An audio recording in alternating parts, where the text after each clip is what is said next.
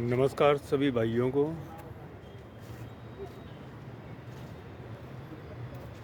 मेरी बहुत महीनों से या दिनों से अजीब सी परिस्थिति हो रखी है, जिसमें मैं इतना डिप्रेशन में आ गया हूँ कि मतलब मैं बता भी नहीं सकता। मेरे सामने इस स्थिति में दो ही विकल्प रह रहे हैं कि या तो मैं गंगा नदी में समा जाऊं, अपने शरीर का त्याग कर दूं, या फिर युद्ध करूं। अब जीवन में दो ही चीज़ें रह गई है, क्योंकि इसके अलावा मुझे कोई विकल्प दिखाई नहीं दे रहा है, ना ही तो संविधान के हिसाब से, ना ही किसी धर्म के हिसाब से। संविधान भी ये कह रहा है कि भाई कोई इस्लाम के मानने वाले हिंदू को काफिर को मार सकते हैं। ये खुद संविधान या तो बता रहा है या फिर इस चीज़ को स्वीकार नहीं कर रहा है, क्योंकि ये हमें मुस्लिम जो वर्ग है वो हमें काफिर कह रहा है। वो ये बोल रहा है साफ साफ कि काफिर की सज़ा एक ही है, या तो उसके गर्दन काटो या फिर उसको इस्लाम धर्म में परिवर्तन करो। अब मैंने ये सुना था, उसके बाद में मैंने इस चीज़ की जानकारी ली, इस पे थोड़ा नॉलेज लिया अपना। तो उसमें रियलिटी में ये लिखा हुआ होता है, मुस्लिम इस बात को, बहुत से मुस्लिम हैं जो मानते भी है, मेरे सामने भी आए हुए हैं।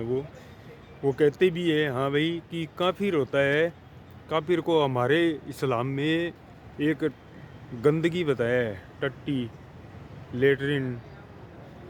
तो मैंने कहा ये क्या बात हुई भाई, हमारी जैसे आपसे अच्छी मित्रता है, हम सभी को अच्छा मानते हैं, किसी के लिए कुछ कर ही नहीं रहे हैं, अपना काम कर रहे हैं और सादा जीवन जी रहे हैं, तो इससे समस्या क्या है। तो उन्होंने मुझे बताया कि इसमें समस्या है अकीदे का, यानी तुम मूर्ति पूजा करते हो, तुम अपने भगवान को मानते हो। हमारे इस्लाम के अनुसार ये है कि जो अल्लाह को मानता है वही सब कुछ है, बस जो उसके बताए रसूल मोहम्मद साहब को मानता है बस वही है। बाकी सबको या तो इस्लाम में परिवर्तन होना पड़ेगा या फिर उनकी गर्दनें काटनी पड़ेगी। हमारे दो हुक्म है। तो मैंने और जानकारी ली, तो उसमें तो ये मतलब हमें मरना ही है तय। ये साफ साफ कुरान कह रही है, हदीस कह रहे हैं, खुद मौलवी कह रहे हैं कि काफिर होकर अगर इस्लाम का जिस दिन राज आ गया यहाँ पर जिस दिन में इस्लाम का राज आया ना, तो ये जितने भी हमारे संविधान के मानने वाले हैं, चाहे हमारी पुलिस है, चाहे हमारी आर्मी है, चाहे हमारी डॉक्टर है, चाहे कोई भी है, जो कितने भी अच्छे काम कर रहे हैं, कितना भी अच्छा काम कर रहा है वो, लेकिन उसकी मृत्यु तय है। ये इस्लाम खुद कह रहा है, यहाँ के मौलवी खुद कह रहे हैं। यहाँ का जो ये मौलवी है, क्या नाम है इसका, ये कौन सा गांव, डोईवाला में जो मौलवी है वो खुद कह रहा है कि अल्लाह महान है, अल्लाह सबसे बड़ा है। डोईवाला में बोल रहा है कि अल्लाह सबसे बड़ा है, अल्लाह के अलावा तुम्हारे जो भगवान है ना वो खुद नहीं है ही नहीं। वो खुद बोल रहा है, अपने मुंह से बोल रहा है।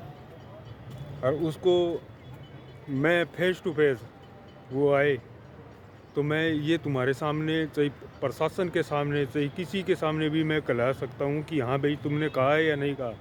वो आपके सामने भी बोलेगा नहीं, लेकिन मैं उसको बुला के छोड़ूंगा। वो बोलेगा कि हाँ भाई ऐसा है, तो फिर आप क्या करोगे, हिंदू हो गए आप, हिंदू के किसी भी पद पे हो, आप ये तो चाहोगे ही नहीं कि हाँ भाई कोई किसी को बिना वजह के कोई मारे। एक वो अपने भगवान की पूजा कर रहा है या उनको मान सम्मान दे रहा है, या कि कोई अपने गुरुओं को मान रहा है, मतलब उनका जीने का ही अधिकार नहीं है। अब आप भी एक हो तो हिंदू ही, आप किसी पद पे बैठे हो तो आपको ना धर्म का सम्मान आपको भी करना चाहिए। आपको सही, आप जिस पद पे बैठे हो उसका भी आप मान सम्मान करना चाहिए कि भाई जो सत्य है उसका हम साथ देंगे। यही संविधान कहता है कि सत्य में जयते, सत्य की विजय हो। यही धर्म कहता है, सत्य की विजय हो।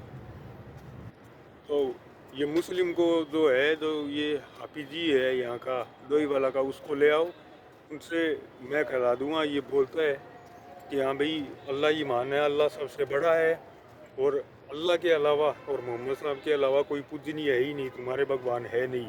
ये मैं तुम्हें कह रहा हूँ साफ साफ। वो मौलवी बोल रहा है कि मैं तुम्हें साफ साफ ये कह रहा हूँ कि तुम्हारे जितने भी भगवान है ना वो पूजनीय ही नहीं है। वहाँ के लोगों को पूछा सकता हूँ मैं ये बात, और आपको भी ये बात स्पष्टीकरण मैं दूंगा कि हाँ भाई राइट है, ये बात कहते हैं। हमें समझ में नहीं आती वो बात अलग है। तो आप